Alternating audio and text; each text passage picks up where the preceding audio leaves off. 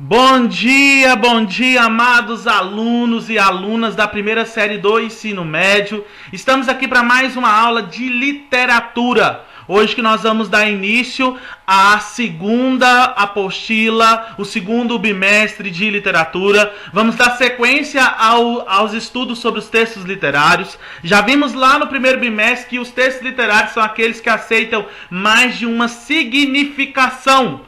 E isso nós chamamos de plurissignificação, né? Ou de multissignificação.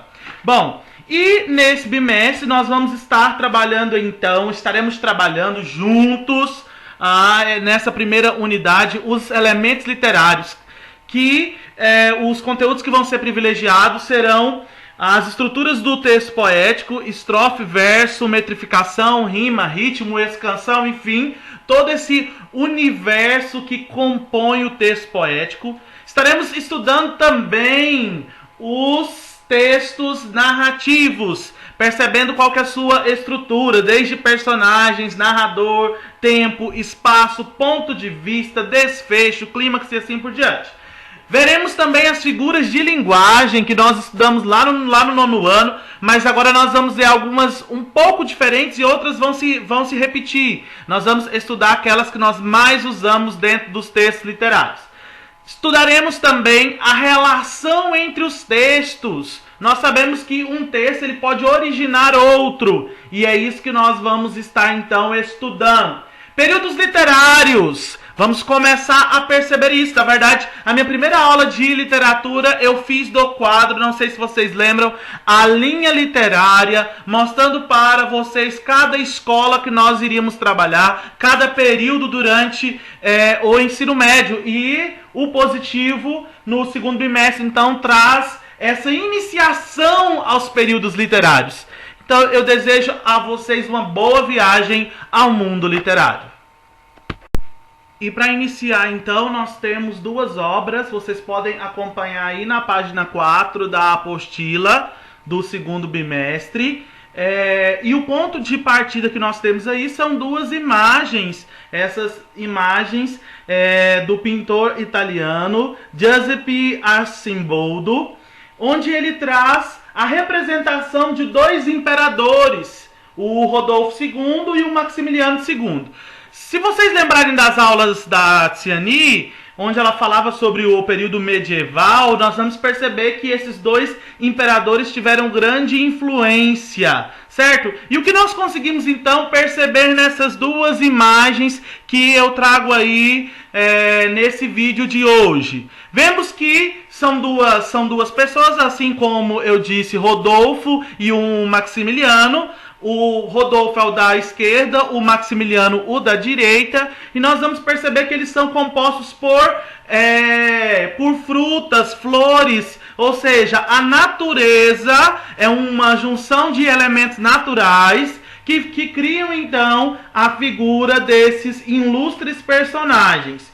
Nós vamos perceber também, através dessas imagens, que existe a questão do trabalho das cores, vegetais, frutos, flores, e que não é também o único critério utilizado pelo autor. Nós vamos perceber que ele tenta então fazer uma junção entre a forma e a cor, certo? Dentro dos poemas isso acontece, mas com as estruturas, que é a questão do ritmo, da rima. E aí aqui então nós temos essas duas imagens, que elas são bem propícias, visto que nós estamos trabalhando com a linguagem figurada. Nas pinturas percebemos que cada vegetal, fruta, é essencial para a composição da figura humana.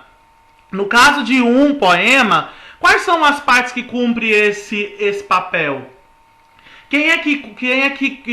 Qual que é a parte responsável por essa construção? Nós podemos dizer que são as palavras, certo? E no caso de um texto escrito em prosa, ou um conto, um romance, por exemplo, além das palavras, é importante a estruturação dos parágrafos e, no caso dos poemas, dos versos. Então aqui nós temos uma representação de uma imagem que poderia ser comparada com um texto escrito. E como eu estava dizendo, lá na página 4 tem algumas perguntas. A primeira pergunta diz assim: as duas imagens representam bustos de pessoas. Que elementos foram utilizados para a sua composição? Nós podemos analisar, e aí eu convido vocês a olharem bem para essas duas imagens, que nós já estamos conversando sobre elas desde o outro slide. E o que nós podemos responder aí, ó, e é para você fazer no seu caderno, na primeira imagem nós percebemos flores, cereais, vegetais, e já lá na segunda nós só temos flores e folhas. Então há uma diferença. A primeira nós temos flores, cereais e vegetais. Na segunda nós temos então flores e folhas. Bom, então agora nós vamos para a segunda pergunta. E nessa segunda pergunta nós precisamos prestar bastante atenção e mergulhar nos nossos contextos históricos. As imagens retratam imperadores. A primeira é o Rodolfo II e a segunda de Maximiliano II. E aí tem a seguinte interrogação: que elementos das pinturas indicam tratar-se de retratos de nobres? Bom, primeira coisa, nós vamos lembrar quem que é Rodolfo e quem que é Maximiliano. Talvez vocês não lembrem lá da aula, mas a Tiziane com certeza já falou deles. Nós temos então, primeiro, do lado esquerdo, Rodolfo II. E ele foi um imperador do Império Romano-Germânico. E ele era um grande incentivador das artes, melhor dizendo. Depois nós temos do lado de direito o Maximiliano II, que é o pai do Rodolfo II, que está do lado esquerdo. E ele foi o que? O antecessor como um imperador sacro império. Também ele é considerado o patrono das artes e das ciências. Agora vamos partir para a pergunta: que elementos das pinturas indicam tratar-se de retratos de nobres?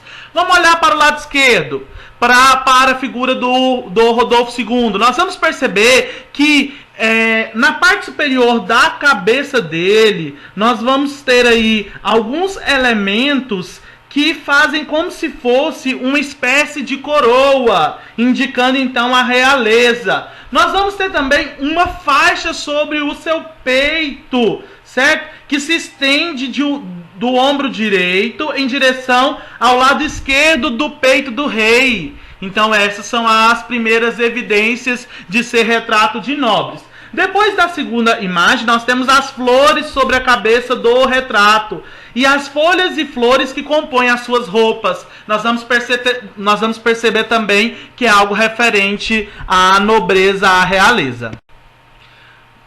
Vamos então para a terceira. Em sua opinião, qual das partes da fisionomia dos personagens apresentam proximidade maior com o rosto de um ser humano? Que elementos foram usados para representar essa parte? Você pode escolher, ela é bem pessoal. Você vai olhar as duas imagens e perceber qual parte você acha que mais parece com o ser humano. E você vai tentar identificar que elementos compõem então essa parte. Olha, se nós olharmos para a primeira, nós vamos perceber várias partes que se assemelham bem. A questão da bochecha dele aí, ó. Nós temos o nariz também que se assemelha bastante. Nós temos do lado direito aí os lábios. Então você pode navegar por essas duas imagens e você mesmo construir a sua resposta, certo? Bom, nessa parte nós temos a questão 4, que diz assim: essas pinturas mostram que não basta ao artista ter grandes ideias, é necessário também dominar técnicas de composição artística. No caso dessas pinturas, é possível perceber que o autor domina o uso das cores, a composição entre objetos e espaços, a representação de objetos concretos como plantas e vegetais, os contrastes entre claro e escuro. E na arte da escrita literária, que técnicas um autor precisa dominar, né? E aí nós temos então que fazer uma reflexão. Primeira coisa que precisa dominar: a língua. Se o autor, no caso vocês, quando forem escrever um texto, não conseguir dominar a língua portuguesa, provavelmente vocês não vão conseguir escrever. O segundo ponto seria a questão de saber escrever um texto em prosa ou um texto em verso. Por isso que nós vamos estudar essas estruturas nesse bimestre. E nós temos também como terceiro ponto uma dose de imaginação. É preciso criar, é preciso deixar com que a imaginação flua. Se você não deixa que a imaginação te conduza dentro de um texto literário, provavelmente você não vai conseguir escrever. Bom, então aí está a nossa primeira explicação. Espero que vocês tenham entendido essa nossa aula de hoje. E agora vocês vão dar continuidade lendo o texto lá da página 5 e respondendo as atividades do número 1 ao número 9. Na quarta-feira eu estou à disposição para sanar as dúvidas. Fiquem com Deus, um beijo no coração e fiquem em casa.